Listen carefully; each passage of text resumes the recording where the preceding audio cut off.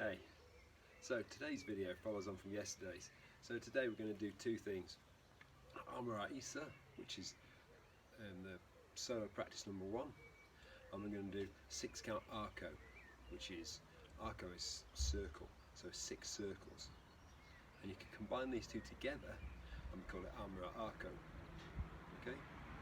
So, first up, Armra, so hand movement if you like, solo practice, whatever you want to call it, number 1. You can do this 2 kind of ways, or 3 ways. You can stand slightly off, or you can stand sideways on, which I would normally call Taekwondo style. And that, by which I mean Taekwondo people tend to seem to fight like this to me, and moving in and out with that foot ready to go all the time. So we stand sideways on. I'm going to hold my stick here, but just one hand on it. And I'm going to move only one thing, and that is I'm going to rotate my wrist. So I go 1, and it comes back. And then I lift it to here. Again, this doesn't move. I just rotate. 2, and it comes back. Then I step forward, and my stick's behind me. And I do kind of the opposite, it's not a mirror image. 1. Now on that one it does come forward. My whole arm moves.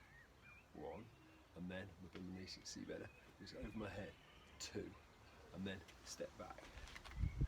So on each side we have outer spring and upper spring, and then a cut. I'll do it sideways, get a different view then.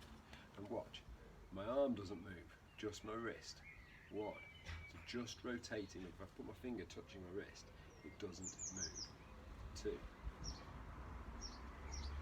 and cut. And then 1, that goes around. 2, that goes over me, step back. Okay, I'll do it facing the other way, you get to see the other side. So from here, outer spring, upper spring. The only reason I put this hand here is so you can see my wrist is not moving. Step, and then it comes across my body. 1, 2, 3. So if I do it quicker, I'll do it diagonally, kind of get best both ways. 4.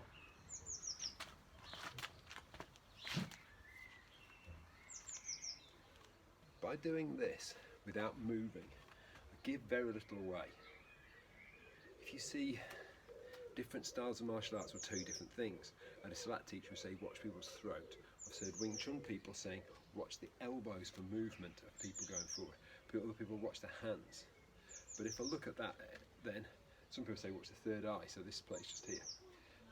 If I draw a triangle from my elbows to the top of my head, to that point there, most people are going to look somewhere in that area.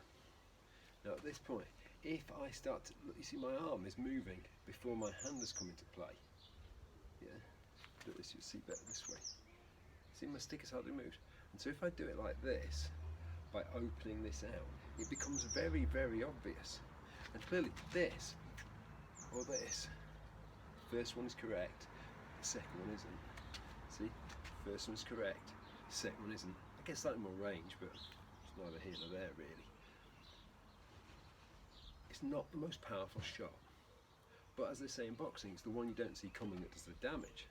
So if I'm just still here and boom, that goes out, see, there's nothing to see apart from the stick moving. It's moving very fast, it's going to be very difficult to see. Okay? Whereas if I do it like this, people see my arm go.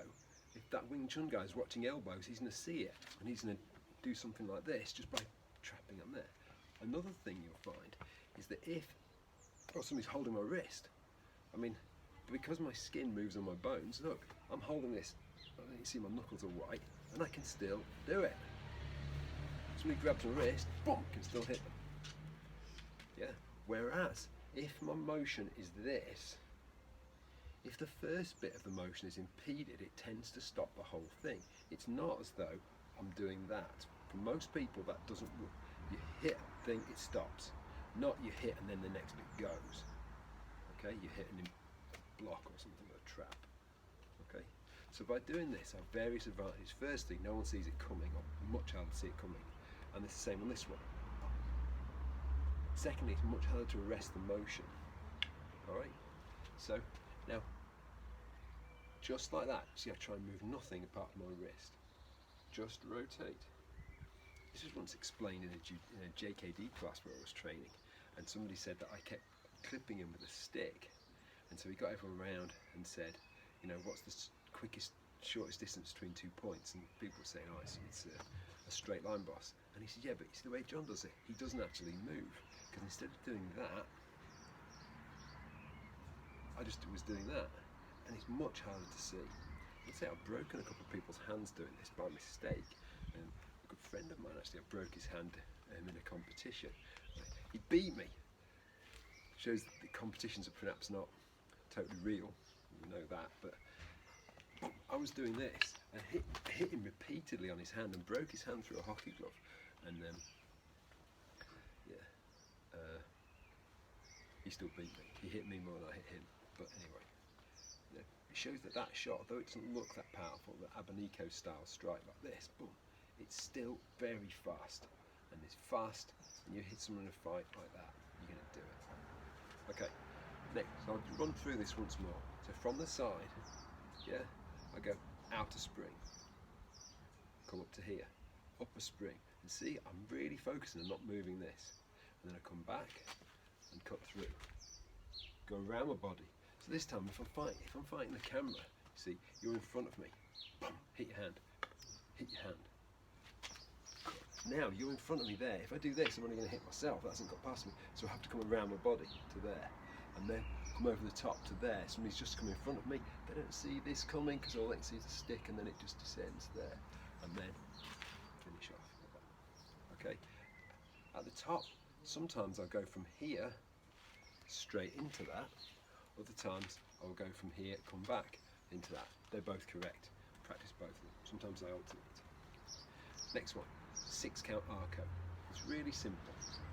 It's not actually 6 circles, it's part of 6 circles. It's more like 4.5. Okay? I go, but I call it 2 each time. It's easier to say 1.5. 2 up, 2 across, 2 back. So I have kind of 3 reference points of this one, and this one. Okay? So look, and really important thing, I'm going to come close to the camera so you can see, I am not ever doing this. It's the sort of thing that most beginners do. I want to focus my grip on these 2 fingers, because then if someone hits my stick and slides down, if my grip is based on that finger, my index finger, come down with another stick, break my finger, then I'm going to drop it. Ditto that one.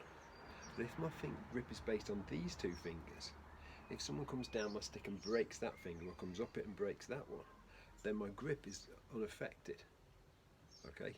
So it's really useful. I see kendo people, their grip is focused on their small finger, but then this hand is concealed by this one, and all these fingers have to come off, and I've always taken that to see if somebody cut down their blade, they'd have to cut 3 fingers off to get to the grip. So we're having a similar way, a similar mindset, but just based off holding it at one. So what you're going to find is as you do this, a lot of people initially are going to be more like that. It's going to stick out the side because you're not flexible enough. And again, mentioning Taekwondo, I always think if you went to Taekwondo lessons and the instructor said, okay, when somebody comes for you, what you're going to do is block and then kick him in the head. Well, most people aren't flexible enough to do that. But if you keep training at Taekwondo, you do the flexibility exercise, your hips will get more flexible, your legs will get more flexible, you'll be able to do it eventually. It's the same here. Now I can do this, and I'm looking, and it's close to vertical. And what you can do is go to a vertical surface and do this kind of thing and see how close you can get. It gives you a fairly objective measure. See a mark on the floor and see, can I get a bit closer than that without hitting the wall? So, how we start? We're going to start point down, like that motorbike going past. Start point down and go 1.5 to go up. Yeah? And then I go in front of my face. Some people go over their head, I far prefer to go over my face. I go 1.5 to there. And then I've got 1.5 to go back. 1, 2, and back to where I started. So 1.5, 1.5, 1.5. So I look at it, you can look at it this way. I'm hitting the guy in the groin twice. Once, twice. I hit him on his left ear, which to me is the right, once, twice, and now I hit him on his right ear. Once, twice, just to get the sequence in your head. And after you've got it, you can start turning your body through it like this.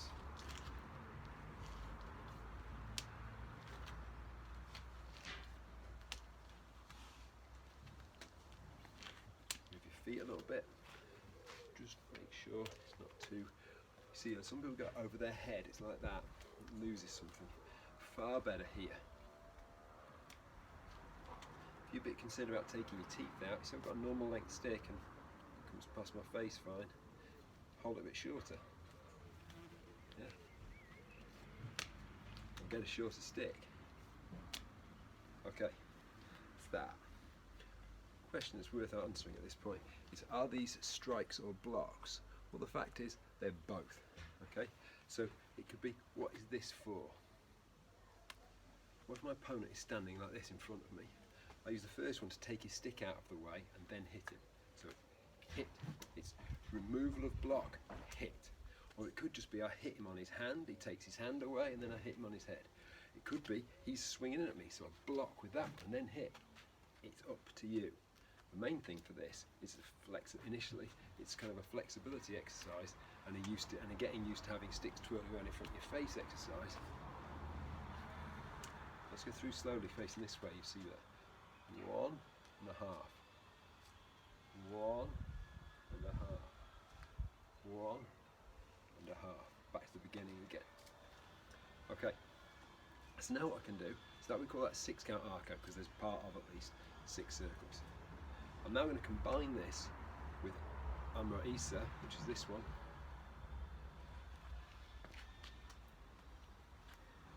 to get Armra Arko. So I start the same as for Armra. I go outer spring, come to here, upper spring, come forward, check, and then I'm going straight back. Take my left leg back, come straight back into the 6 count Arko. 1, 2, 3, 4, 5, 6. Finish here. Then go outer spring, upper spring, and back. So I do half of my Armra, then the 6 count Arko, then the other half of the Armra. So it's like the 2 bits of Armra are sandwiching like the bread with the 6 count Arko in between. I'll go through it again. So from the beginning, outer spring, upper spring, step. Step back, doing my 6 count Arko. Check, step forward, do my outer spring, upper spring, step, step back.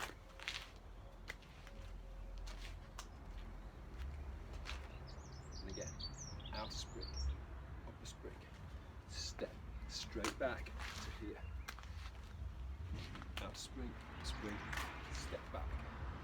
Okay, I'll do it face sideways, but you get a different view of it that way. So from here, just make sure I'm still in view. Outer spring, upper spring, step forward, check, straight back to here. Okay. These are really good exercises to play around with, because as much as anything, it'll make you really flexible. It's the obvious flexibility you need for a screamer. For abanico style activities like this, like there, yeah.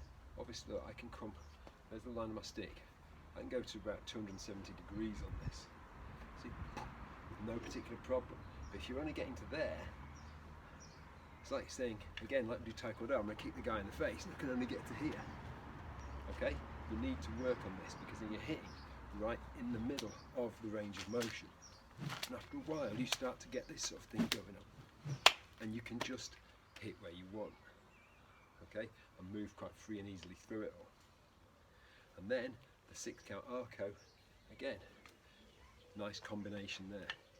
What we'll do over the next couple of videos is I'm going to show you some other Armra from other systems that I like to train as well, the Armra that I like to train, and then we're going to put it all together and you get a nice free-flowing pattern which has no pattern.